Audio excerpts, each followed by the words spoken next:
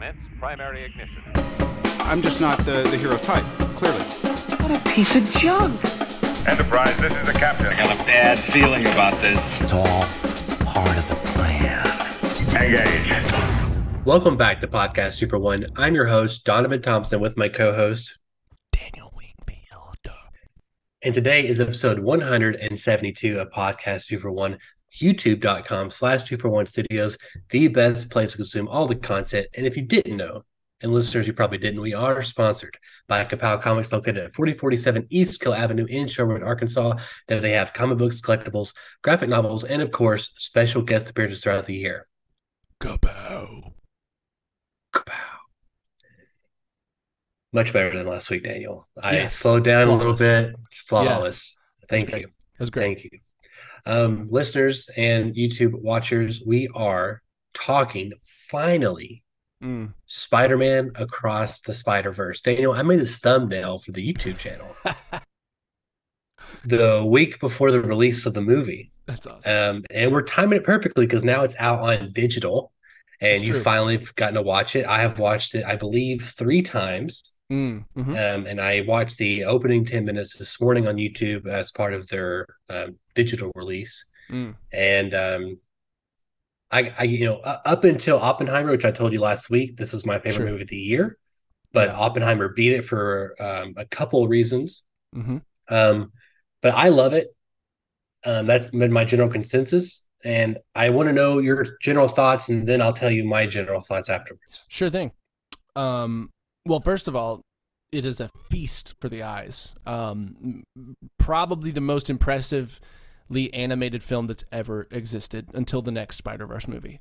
I would assume it was just kind of nonstop visual stimulation. Yeah, it's wild. To the end of it, I was just kind of like blinking because I was just like, there's just so much to take in constantly.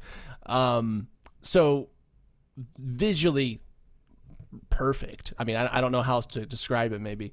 I think the story, all of that, it worked really good. I really love what they're building with this movie and what they're seemingly building to. Because we don't get there in this movie, because it is kind of it's a cliffhanger at the end. It's a next time on. There is a little bit of just like I don't get the feeling of conclusion and satisfaction that I get at the end of most movies that are self-contained, right? That like, okay, we've wrapped up the dangles that we started at the beginning, and now those are all tied together. This kind of leaves them all dangling, and I think that there's just a little bit of just inherent since I saw Pirates of the Caribbean 2 in theaters and didn't know that it was going to be a cliffhanger and was just felt gutted at the end of that movie. I'm just like, what the fuck? These things I don't love it. I don't love when we do like a cliffhanger at the end of a movie when there's a third one coming. But everything that they did, I feel like they executed either perfectly or near perfectly. And so it's like I don't find flaws in it. I think it's pretty much it's hitting on every cylinder, I feel like. It's just that like I feel like I can't form a full opinion of it until I see the end of the story, right? Sure. Like as a whole story, and really that'll just be like Spider-Verse 1, 2, and 3 as kind of a fully contained film or story. But yeah, I mean it's again visually just stunning and just like a feast for the eyes. I think the way that they're developing their characters is really cool. I'll save more in-depth thoughts in a minute, but yeah, give me your overall thoughts. No, I line up exactly where you are. And this is why it's my second favorite movie of the year, because Oppenheimer feels like one complete story. Mm-hmm. I think I texted whenever I first saw the movie opening day. I said, Into the Spider-Verse. I said Across the Spider-Verse is like basically a 10 out of 10 movie, but Into the Spider-Verse is like 11 out of a 10 movie. Sure. Yeah. And it's mainly because of that, right? I feel like it's not complete. And that's always disappointing. It felt better when the release date tentatively was March of 2024, yes. which no one believed they would ever hit that. And then just in the last 24 hours, they've said that it's going to take as long as it's going to take, which is always the correct answer. Sure. Yeah. And now people are saying 2026 or further. That's unconfirmed from any official source, but that's the rumor. Yeah. Especially with the writer's strike and the actor's strike and everything else.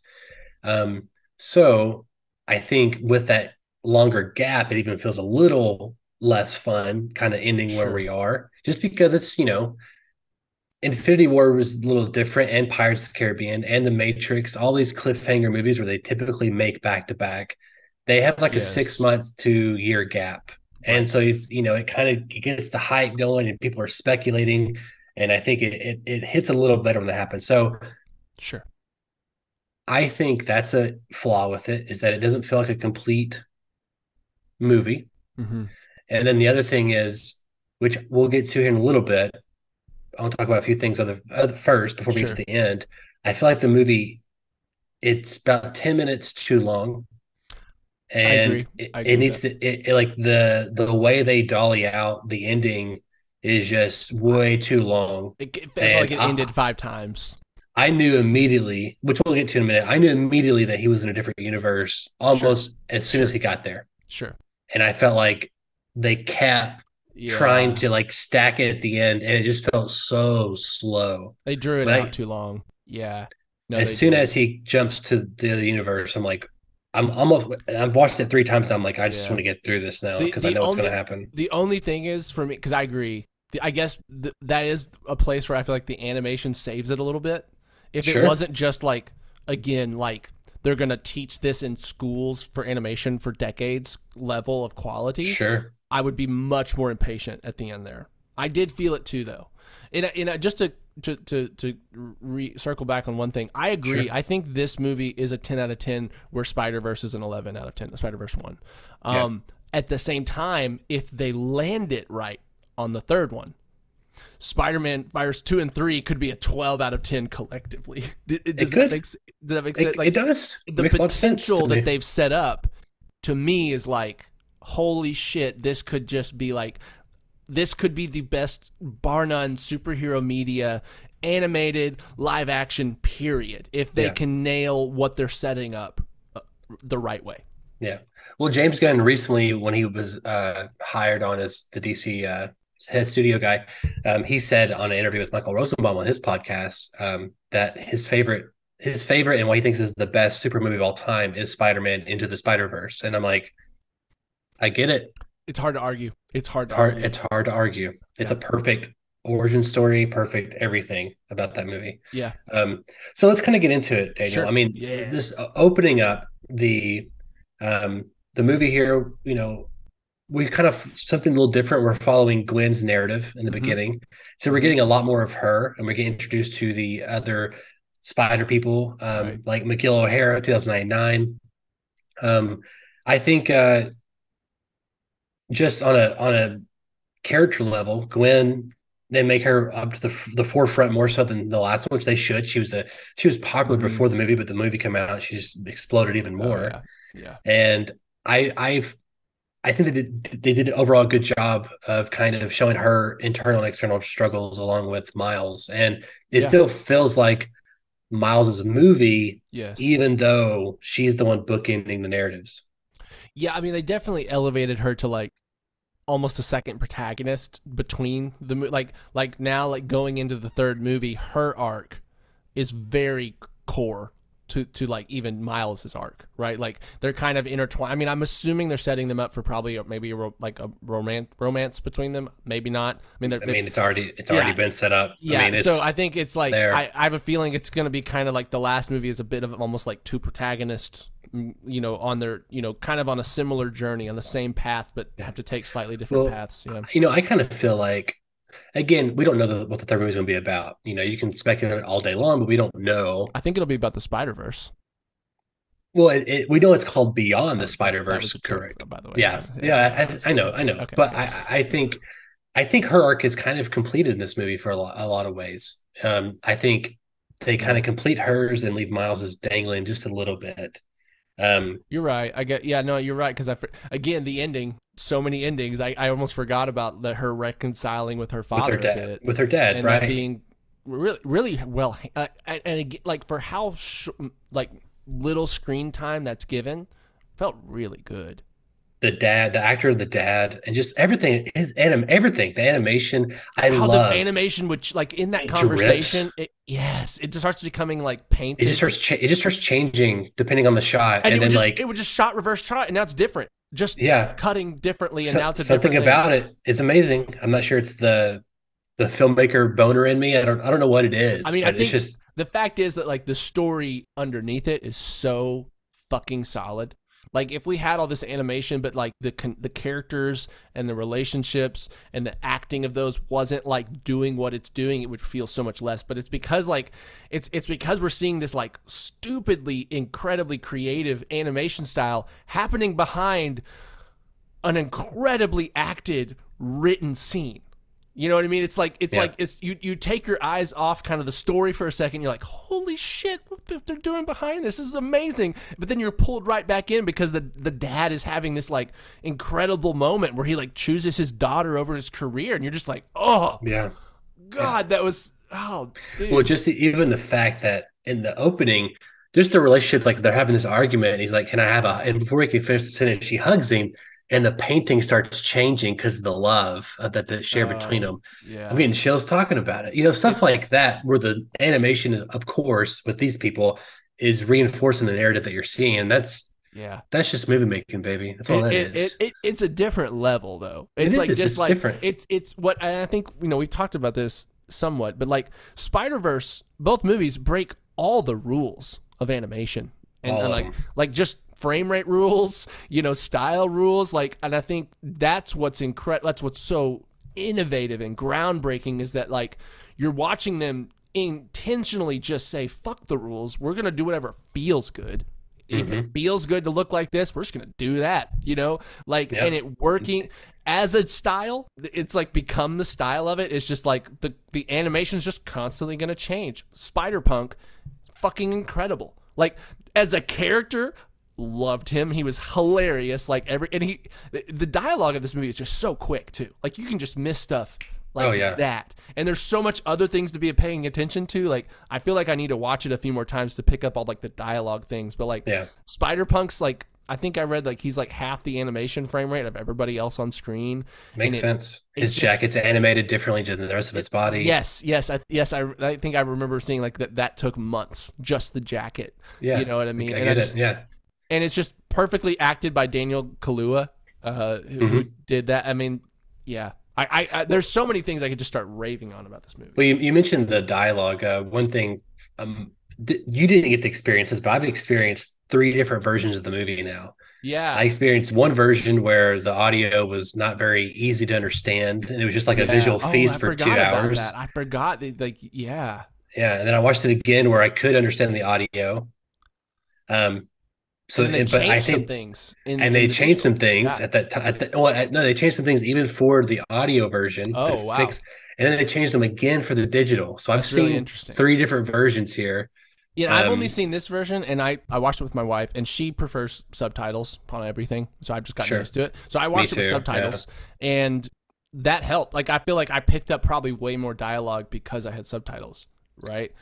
Which is, if I'd been. I would hate watching this for the first time because you just want to watch the visuals. I just gotta watch it a few more times, I guess. Oh man, that's true. Oh man, poor Daniel. I know. But having seen all three versions, they're almost imperceptible. So I mean, I'm not going to go into that too much. Showing some of the difference, and I was like, that's not a big deal. And honestly, the from everything I've seen, I think the final version is the best version. So yeah, it seems like they were just like making things more clear, kind of in that moment at the end where they're kind of like trying to explain everything again real quick.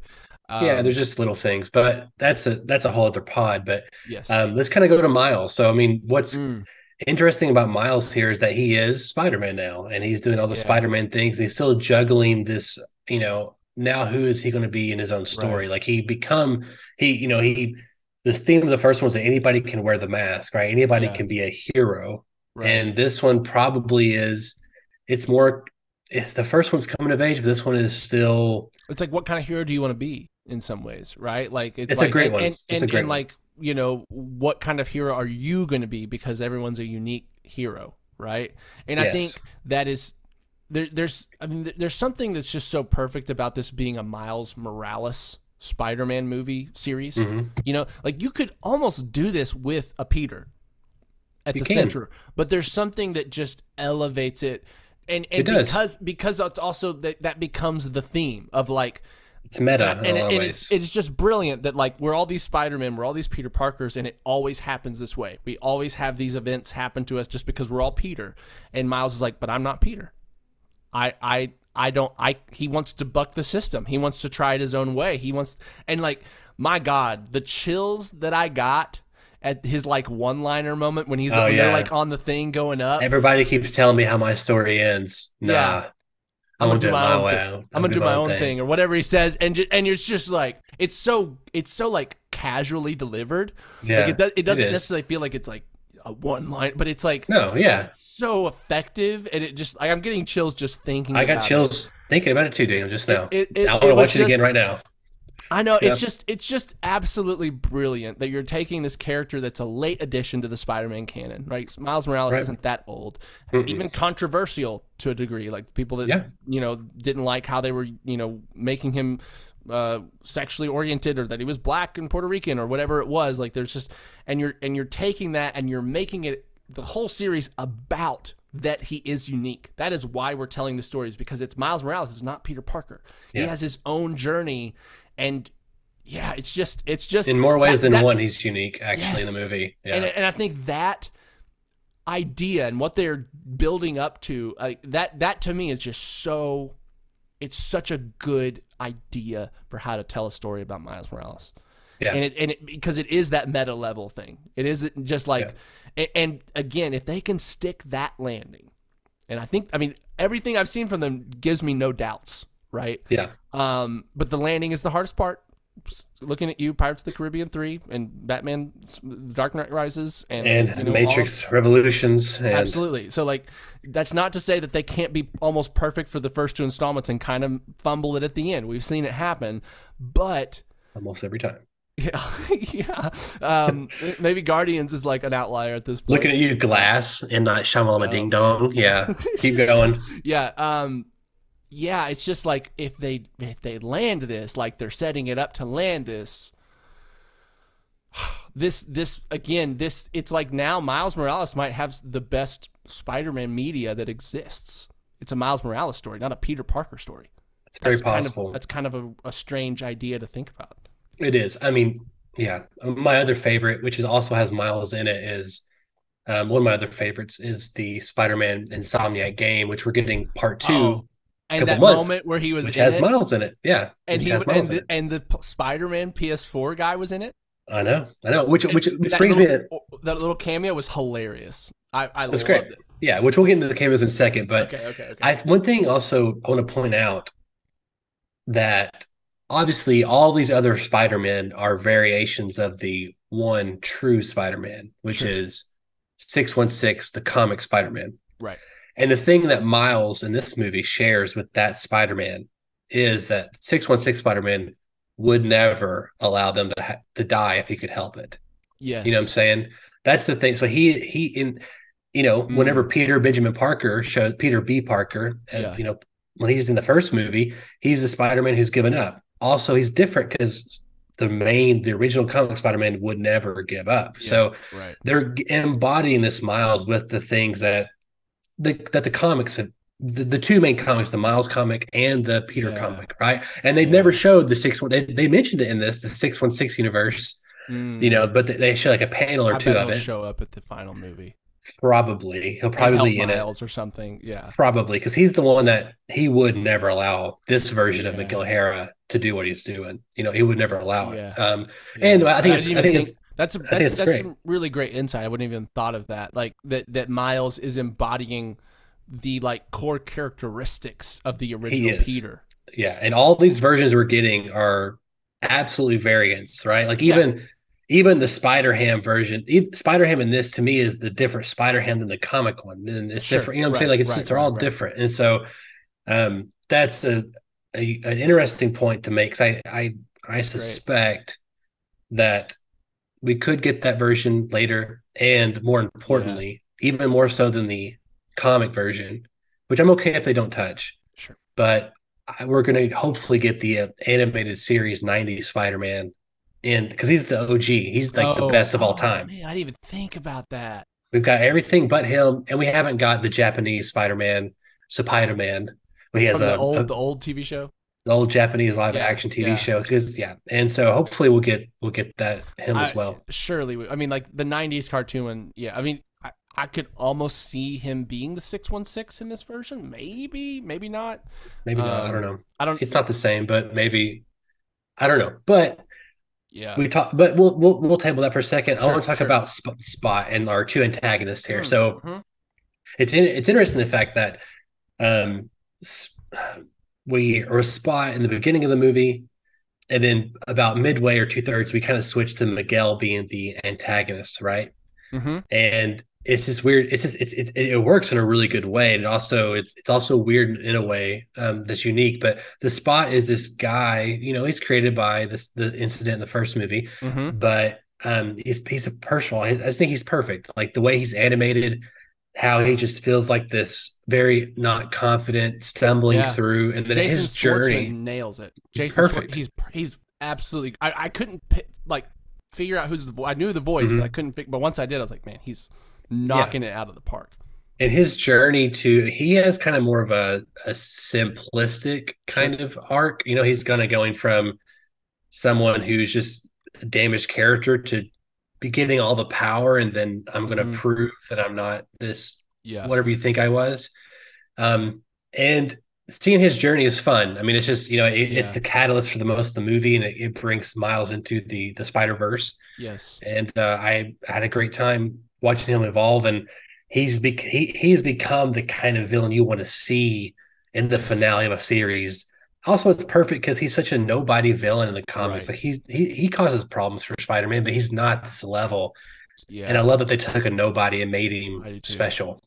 No, I thought he was fantastic. Just the whole idea of him and the animation, like the whole battle with him and Miles in the beginning is hilarious. In the grocery store, so much awesome. Fun. Like it's like the whole sequence is just even him escaping and like just all of it is just so funny and well done and like him being kicked into himself, like he kicked his own butt. And I feel like that like at the beginning, I was like, is this guy gonna be the main villain, or is he just kind of like an opening act kind of obstacle, and then the main thing gets introduced later? But I loved that it was both, right? That it was this fun, just kind of opening act to get us back in the world and kind of just reintroduce everything. But then it is like the thing that is the kind of catalyst, like you said, for all of this Spider-Verse stuff at all. I thought he was incredible. And I loved the way they animated him at the end, where he's like all black now. He's reversed. He's awesome.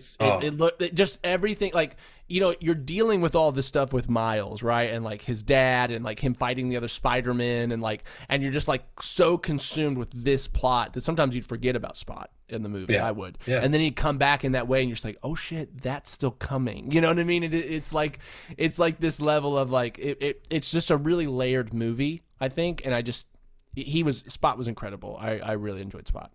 Well, he's the big physical threat, right? He's the thing that's going to unite all the Spider-Man. Right. He's the coming one from Miles' dad. Yeah. And he's the one that wants to fulfill the prophecy for his own reasons, right? Yeah. That is trying to fulfill the canon event that all the other Spider-Man. Yeah, I would think he has no idea about what the canon events are. I think he's just He's a character. He's the fulfillment of that idea. Like he's naturally fulfilling the role of that canon villain. Yeah, exactly. And, it feels like the movie will be Miguel and them all team up at the end to take on Spot, which hopefully is as epic as it sounds, right? How do you beat him? I don't know. But let's talk about Miguel real quick. So his introduction in the beginning, when like he comes in to hit the vulture and it slows on like Gwen's face and then his face, you're just like, oh my God. This is awesome. He's such a cool character. And Oscar Isaac playing a Spider-Man is like dream casting. It was wonderful. Yeah, I mean, like you're right. He was wonderful. I have some questions that I don't know if I want answered about him, like with his whole like turning into a werewolf kind of thing. I don't know if that's based on comic lore, if that's just it's kind of its own thing kind of going here. But I wouldn't say werewolf, but yeah, he's like he's like half spider. Yeah, I mean, he gets Okay, injected with something from a company called Alchemax, and it basically just gives him genetically altered powers, and gotcha. he takes on the mantle spot. He's a much different character, I would say, than this one. Like, Uh I would never say that the comic version would do what this one's doing, sure. but it's okay. It's a Yeah. variant. No, So, you're right, and I think he's a great complex antagonist because he's like the one you kind of see his side of, and you see what yeah, he's gone through to like make him be this way. a lot of Spider-Man see his side apparently. Yeah, yeah. I mean, yes, you're right. I mean, yeah, I really liked him. I liked his design. I'm not too familiar with the Spider-Man 2089 or 2099, whatever it is. Mhm. He's pretty I thought sick. he was sick. I mean, like there wasn't a Spider-Man that wasn't awesome on screen. Like I No. mean, like even Jake Johnson's being in a bathrobe, loved it, and like having Oh the yeah, little and MJ or yeah, whatever it May. is. I think her And name is then Mayday. and I didn't even realize Andy Samberg was Ben Riley. That Yeah, like I had no idea.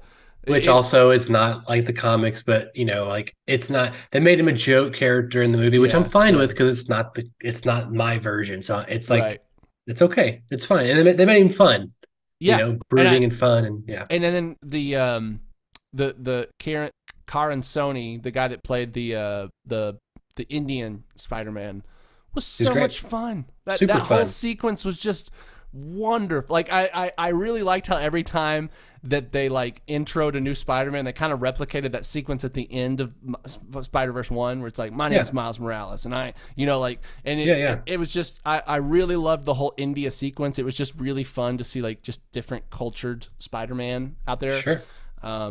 Yeah, no, You get the again, there wasn't a pregnant Spider-Man variant that wasn't just like, no, the pregnant Spider Woman who's on a motorcycle yep, is yep, awesome. yep, yep. I mean, yeah, I mean, there's just so much fun here, and all the variants were just fun to get to know. And the thing is, too, is like the first movie, it didn't feel like it was overcrowded when it easily could have been. It No, feels you're like it's right. still focused on our main characters, which is Miles and Mm-hmm. Gwen, Mm-hmm. and Peter B. Parker. He's in there just for a little bit to kind of offer some guidance and Well, he's yeah, there to kind of give us an impression that everything's okay, right? Like he's yes, this character from the first movie that's a good guy. We all like him. Miles trusts him. And so he's kind of this person that is like, okay, well, he's the reason we don't feel as nervous about Miles being yeah, there, at least at first, right? And yeah. even why Miles feels less nervous about being there, right? That's the only downside too is that they showed all the Spider-Men fighting him in the trailers, and they even showed his one-liner at the end when he's what we said Oh, about did they? earlier. Like all that's in the trailers, and I stayed away from him for the most part, but I feel like the movie you see almost all the movie in the trailers to begin with, which I was kind of sad about, Sure. especially since it ended on a cliffhanger. But yeah, you're right. I mean, he's someone there to make the audience feel safe, make Miles feel safe, and then he's there. And what's cool is that Miles, I think, changes their minds. Right? Miles. I don't Yeah. know. I mean, he hasn't really done anything to prove to them other than he gets away from them all and Right. he Yeah, bounces a lot smarts of him. spider. Yeah, Yeah. outsmarts them, but he hasn't really done anything to make them think. I mean, I guess it's also the actions of Miguel they're kind of like, this isn't what we signed up for. Right. Right. Yeah. Yeah. So No, yeah, I mean, I think, yeah, it was great. yeah, it's great. Yeah. It's all great. It's all great. So real quick, the live action cameos are pretty cool. We got Donald Glover Yes. Yeah, that was fun. as the Prowler, which it seems like he's the version from the MCU that we got. I would assume. Yeah. Yeah, I would assume too. And then we also get a Toby nod with Uncle Ben, and then a When did Andrew that happen? Garfield. Did I miss that? I saw. There's a I remember seeing Andrew Garfield. When was Toby? it's in the background when it's like whenever you see Toby leaning Okay. over Uncle Okay. Ben, but they mainly showcase Andrews because it's the captain. He loses the captain. Yes. Yeah. Yes. Yeah. Yeah. Yeah. And so cool seeing those and tying all these things together. And Mm-hmm. there's been rumors for a while that Tom Holland's going to cameo at some point, and I suspect he will at least for this final one. Don't know why they wouldn't try to get Wait, at least. didn't the MCU claim that they are a 616 in like Um, the Kamala Khan, like it's off record, like that, like that, like in Far From Home, Mysterio says this is Earth 616. I think he says that, but he's okay. lying.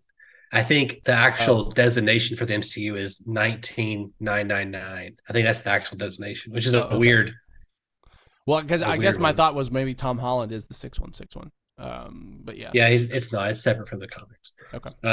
And 616 is even a weird thing too. Like who come up with? I mean, there is an explanation for that. Someone did come up with 616 a long time ago, Sure. and it's stuck. But it's also a weird thing to designate that one as 616. It feels like it's not the most important one, being Yeah, 1 or 616. 0. Yeah. Yeah, but I mean, it is. It's the main one. So yeah, the cameos are great. I'm hoping we get. I love seeing like the old '60s Spider-Man when he Oh, comes in, yeah. he's like 2D and he just totally misses because he's 2D. Yes. Yeah. That was great. But I hope we get '90s Spider-Man. I hope we're getting, um, Tom Holland and maybe Toby and Andrew again in some way. And I mean, I don't really care so much about getting the live action ones, but I think it's going to be fun. What do you think? You have any guesses as to what's going to happen in the finale of this, Daniel? Well, I don't know. I mean, like, obviously, no, I don't really know. I think at the end of the day, Miles will succeed. I think he will probably save his dad. Think And so? I think so. At this point, I do. But at the same time, I expect it to surprise me in several ways because they've already been doing that just in the way the plot turns or twists and stuff like that. So I'm a little loose on my like specific expectations. I don't have like I think he'll save his dad. Of course, they'll stop Spot. There'll be some kind of big Spider-Man team up at the end.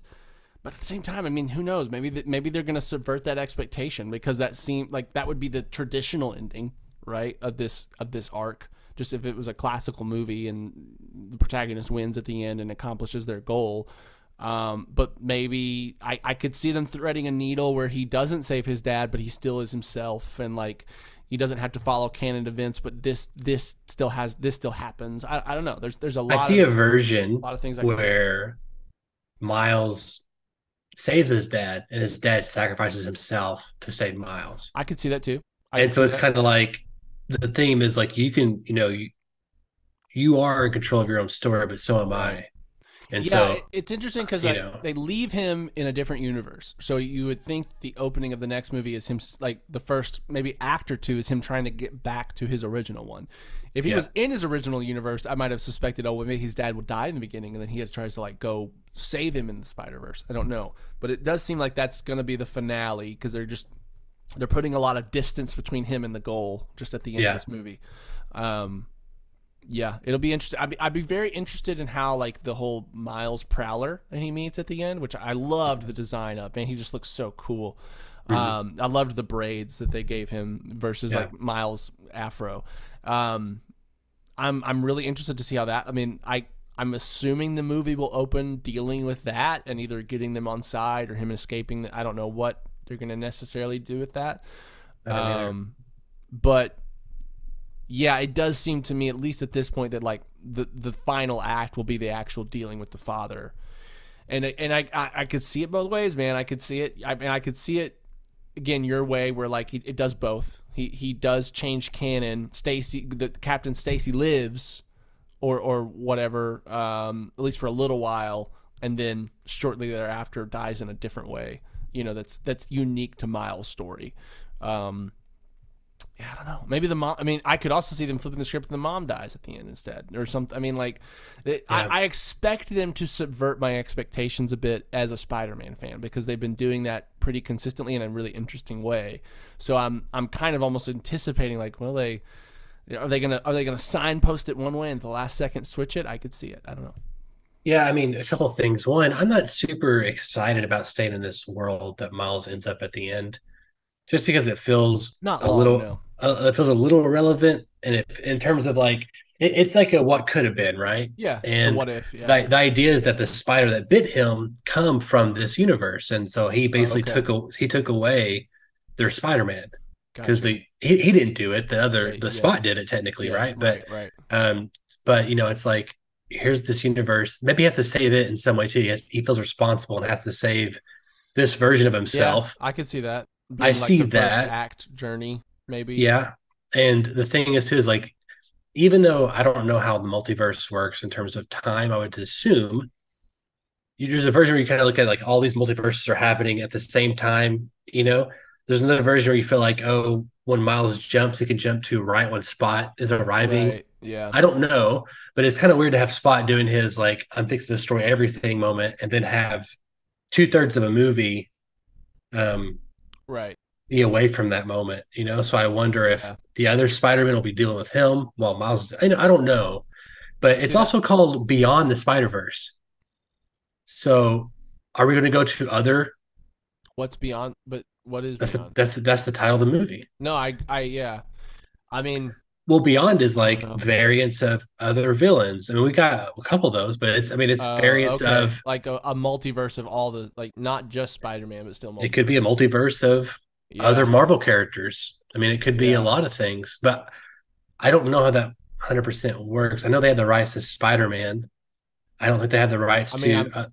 I bet MCU would play ball if they wanted to, like, because I mean, the MCU would. I mean, Spider-Man, Miles Morales, the Spider-Verse movies are currently the king of superhero media in terms of even just like public opinion right now, I would say. So I almost feel like the MCU would be like fine with like, him showing up and having to talk to there's a scene where he comes out and has a conversation with, Tom Holland or something. I don't know what that would be. Here's But another question for you. Since we don't really have a good answer for that, do you think this Miles Morales, played by what's his name?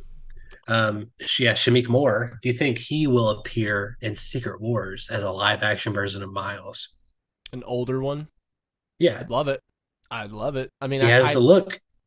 yeah, You know, and I mean, yeah, I mean, I he think at could, the end of the day, we will see more Miles Morales media after this series, for sure. yeah. I Like mean, yeah, Miles, he is in some ways like even a new generation's like version of he Spider. is. Like, there's kids growing Yeah, up where this is kind of their main touch point for Spider-Man is Miles Morales in yeah. these movies. So I think He got we're his gonna own. see more of him after these. Like Yeah, these movies have cemented him as like a popular character, right? And Gwen yeah. Stacy too. So I don't know what form that will be.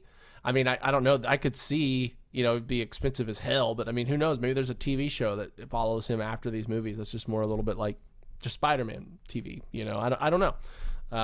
Yeah. I I mean, could he's totally him see him and being in the MCU. Yes, absolutely. him and Gwen are like on a kids show, like very cheap made kids show. And Haley he's like Steinfeld looks the part too. she looks great. She could easily look the part. Yeah, Even Emma Stone had a haircut recently. I Looks like saw just that. I like saw Gwen that. Yeah, Stacy. I think people are reaching, but that's just me. probably. But yeah, Um, she could do an there's older one. there's the SAG after happening, so there's nothing happening right now, people. Right. Yeah. Um, Yeah. so also the Insomniac game with Spider-Man, Miles Morales, and Miles had his own game Yeah. Right. And he's 2 in years ago, the which new one. his own game is also fantastic. I loved it. It's Yeah. amazing, Yeah. and you know, absolutely. At least there'll be an MCU version of him at some point where Tom Holland passes the baton as it becomes the mentor to this Miles or something. I suspect in Spider-Man 4 MCU that we'll get like a young Miles or something in there. Yeah. But yeah, I mean, yeah, I think that's possible for sure. I hope we see him in Secret Wars. Daniel, we did it. We finally talked about Across the Spider-Verse. 10 out of 10 movie. I feel like we could just keep going on just different things we liked about it because Yeah. there's so much we didn't touch on. Well, I mean, even just them, like him and Gwen talking upside down Oh, that was great. the skyline. That was beautiful. In the music. Even the opening when like Gwen is in her thing, the soundtrack is crazy. And the good. way the soundtrack is integrated into this movie is just, and I really love the original stuff they did too. Like they did this stuff where it was like very kind of synthy, but then it would do these kind of like almost like jabs of sound that kind of sounded like distorted, like horns or something that would just like yeah, yeah, and it was just hauntingly beautiful. In fact, I'm really gonna like in some when I'm making music in the future, I'm gonna be listening to that to kind of draw some inspiration because I really loved it. But that mixed with the pop, kind of needle drops that like coming off of like Mario movie where I just felt like the needle drops were just so unnecessary and just so annoying and took me out of it. Every needle drop in this was just and the first Spider-Verse too, it's just perfect. And it was just a perfect song. And it was just like it was a perfect song that wasn't like so in my face that I was more paying attention to the song than the movie. Yeah. But it just fit the mood and the tone of every scene. Like whoever's doing the arrangement and like the music supervisor for this is like just I mean, doing things that like they're just doing it perfectly. There's no flaws in their game right now. there's not a single department that's not firing on all cylinders. Yeah. Again, my only complaint in the movie is that it feels like it ends 5 times. Yes. And because there's that shot, Yes. like everyone's looking at the camera, it's like pushing it on them. Yeah. And it just kind of keeps going. You're like, oh, does. what's this happening? But like, that's a Yes. small complaint amongst all the positives. Right. I'd rather have too much than too little, probably. And yeah, I don't know. I'd rather just be perfect. Actually, don't give me too much or too little. Just be perfect. Yeah, just be just right. That's as they say. Yes, but no, I you're right. Like the thing is, it's like the things that slightly dissatisfy me in this movie, if they nail the ending, are completely remedied. Like none of those kind of just go away. Because now I'm thinking of it as a full story, and I don't even care that anymore. Now that I've got the final part, and if it lives up to what it's being set up to be, then these minor complaints about Spider-Verse 2 will probably I'll never remember them. You know what I mean? Yeah, I mean, because you're gonna you're just gonna turn off the credits and then you're gonna start the next one. Yeah, exactly. You don't have to wait. Like all this new generation coming up, they don't have to like wait for the MCU to come out. They don't have to wait for well, they Star may have to Wars. wait 4 years for this one, but yeah, true, for the next one. True. And I feel like they've kind of maybe are like, Spider-Verse 1 was this amazing animation style, and it just blew everyone's socks off. Everyone was raving about it. Then they just decided to go like another level above that for this one. So I feel like there may be like this pressure that like, okay, for the third one, we've got to even eclipse the scope and ideas we had for 2. So there's like, I mean, like, what if we don't get this movie till 2030? Like, I'm crossing my fingers. No, and there could, who knows? There could be an animation why can't I think of the word? The guilds, the animators could unionize between now and the next movie, and fucking like that could stall things again, which they probably should. If the rumors about like how much they had worked on this, they probably should unionize.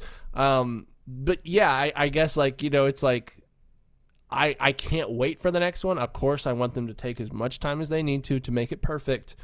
But there is a little like I agree with you that there's like this deflation of like, well, I probably should stop thinking about this too much because I'm just gonna be like waiting. You know what I mean? Like I don't want. I love it. I'm invested, but now I got to turn it off for a little bit because it's gonna be so long until I kind of get the finale. So yeah. No, I 100% agree, and I'm gonna end the podcast with my prediction, Daniel. Yeah. Last when Into the Spider-Verse came out, I said this movie right now is going to make Best Animated Feature at the Academy Awards.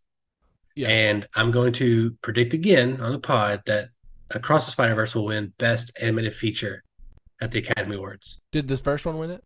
It did. It won. Okay. Yeah. I'm going to say it again. Its competition this year is Super Mario, which it will not win against Super Mario. Sure. And Elemental, which is a solid Pixar movie from what I understand. I just don't see how you can't win. Like I don't. It's like 96% or something like that on Rotten Tomatoes. Everyone loves it. It's just box office phenomenon. Anyone with eyes watch the candidates, and one will stand out like nothing you've ever seen before. It's like it doesn't just stand out against the candidates; it stands out against everything that's ever been animated ever. I know, it's wild. And I think that's what's so fun is that we're getting Spider-Man, but we're getting a Spider-Man movie that is like breaking new ground in animation. So, it's like the Ghibli movies of the 90s did so much to like move animation forward. And like those are amazing, but they're also like maybe not my genre of movies, right? Sure. And like these being this, and it's like we're just getting, for one of the best Spider-Man stories that's ever been told in any media. And then you're just going to like fucking like I don't know, like revolutionize animation in general at the same time. I think there's just something fun about one of our favorite properties is also just like rewriting the textbooks on animation. It's just kind of, it's wild. It's amazing. It is.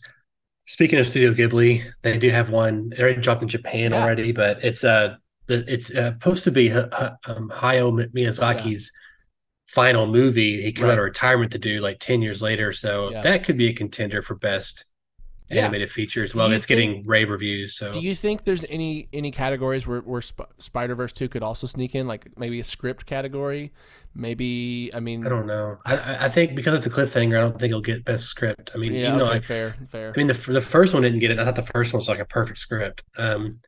Yeah. So again, they It, kind of it, they kind of shun animation sometimes in a lot of they do. ways. But I do feel like, man, maybe it's not this one. Maybe it's the third one that will maybe we can start. I mean, why can't an animated character be nominated for best actor? I mean, I get it's weird because are you nominating the person that animated him or the person that voiced it Sure. behind him, and who is the actor there? It's kind of both.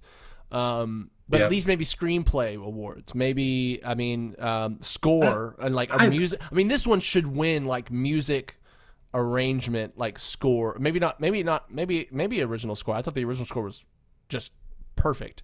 But I don't know. I think this movie just feels like it's doing so much perfect of what other movies don't do perfect that have nothing to do with animation as well.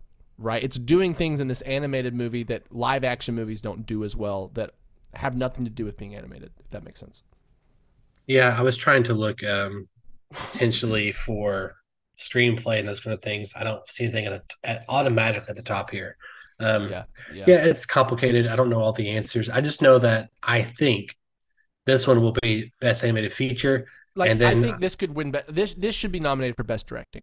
I'll just say that. I think it should. it should be nominated for best director. It should absolutely, and best editing potentially, and Yeah, right. I would count this as visual effects in a lot of ways, but I don't think if they won't get that. That's Sure. they won't happen for that one. But I can see animation. They do like best original score, I guess. Yeah, but so it would There's only be best like song and best I- score. Yes. Yeah. Is there not like a soundtrack award that's kind of like a music arrangement? Maybe I'm wrong. I think it's score. I think Okay. so. I mean, yeah. It'd be, I mean, I think if it was me, I think this should Chris Lord and is it what's the other guy's Miller? well, they didn't direct this one though. They who just did? produced it, I believe. What is Okay. this guy's name? I guess it's three directed by people: Three people. Yeah. Joaquin Dos Santos, Kemp Powers, and Justin K. Thompson. Interesting. So I would imagine like okay, so Joaquin Dos Santos is a storyboard artist and animator, so he was probably doing a lot of the animating. Kemp Powers is a filmmaker and playwright, so maybe he was doing more of the dialogue and performance. I don't know who Justin K. Thompson is. He doesn't even have a link on Wikipedia. So, Yeah, I see that. Yeah.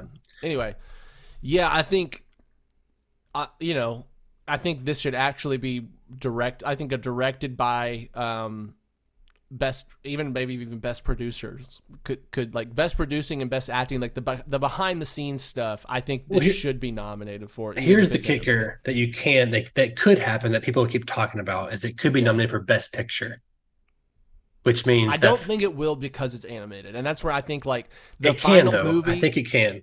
It can. I don't think it's it eligible. will be. I don't think it will be. I don't think it'll win it's Best that Picture. bias. I don't know if it'll. I don't think it will, be. but I think it could be nominated for best picture.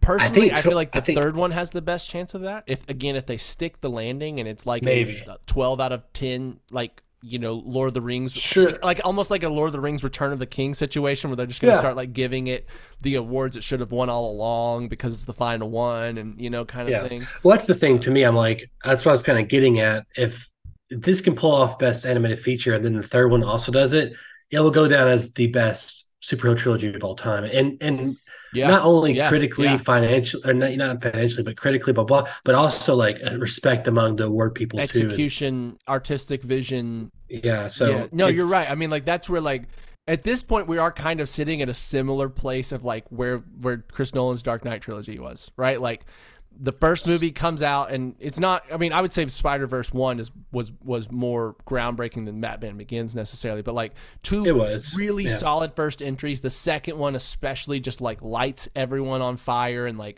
it's like, I mean, like if they nail it, if they stick the landing, you're right. This may be the best trilogy of all time, like up there with maybe Lord of the Rings. For me, at least, and like in terms of just like the God. Well, okay, but the third one sucks. I'm not talking about like I know. You're all of them are good. You know what I mean? You're right. You're right. In terms of like just a trilogy that every movie does. There's not like a weak link. You know what I mean? In the trilogy and like Lord of the Rings Those is that are for rare. me. They're very rare. They're very rare. Yeah. I don't. What else besides? I mean, Guardians now. Even though I don't think it necessarily reach but there's not a super weak link in that chain. Even if I have preferences, you know what I Sure. mean. But yeah, if this nails it, I mean, yeah, I think it's in the running for best trilogy of all time. I think it And can do it. That's really exciting. I hope we get to experience that. I really hope that our expectations are at least met, if not superseded. Because I do think if it Dark Knight Rises us, it'll be hard for me. But yeah. Yeah. Well, that's probably the theme of Podcast 2-for-1 is our expectations are way too high. And week Yeah. by week, we tell Yeah. our listeners how sad we are. Which is why they should hire us to write everything, because we would actually write it like to our expectations, which is That's perfection. true. So That is, yes, you're right. That is we expect what we perfection, do. even if we'll never get it. We still expect it. Yeah, Yeah. I guess, yeah. Well, I think, Daniel, it could be next week, but I think next week we were talking the first 2 episodes of Ahsoka. So I think we're finally getting to Ahsoka. Yay. I think so. I think next week's the 23rd. Yummy. Yep, next week. A week from the day it drops. So we will be The first hopefully 2. first 2. So I'm sure you'll Sweet. watch them, and we'll. I know I'm going to, and we're going Yep. to talk about those, and then we'll be on the Ahsoka train for the following 6 weeks, and maybe I might be able to convince Daniel and put it on the podcast to everybody to go watch Blue Beetle with me next weekend in Fort Smith. We'll see, though. We'll see. Okay, we'll see. If I can convince him. If it's good. I'm seeing it Friday. I'm seeing it and TMNT Friday. Oh, hell yeah. Awesome. Yeah. So anyway, guys, how can our listeners write into us? Listeners, you can write into bit.ly. Let us know what you thought of Across the Spider-Verse. And let us know what you expect out of the third one. I think that was one of the fun parts of the conversation today of how do you see this one ending? Where do you see, like, is Miles going to save his dad? How's all that going to shake out? Let us know at bit.ly/2for1mail, and maybe we'll read it on the show. And if you can't hit up our bit, you can always find us in the comment section below, youtube.com/2for1studios. Again, the best place to consume all the content. Guys, thank you so much for listening. This has been a podcast in the making for a very long time. Indeed. And it was good talking about it. And I hope we get to kind of talk about it more in the future in regards to other multiversal projects around the corner. My name is Donovan Thompson. I am Daniel Wingfield. And we have spoken.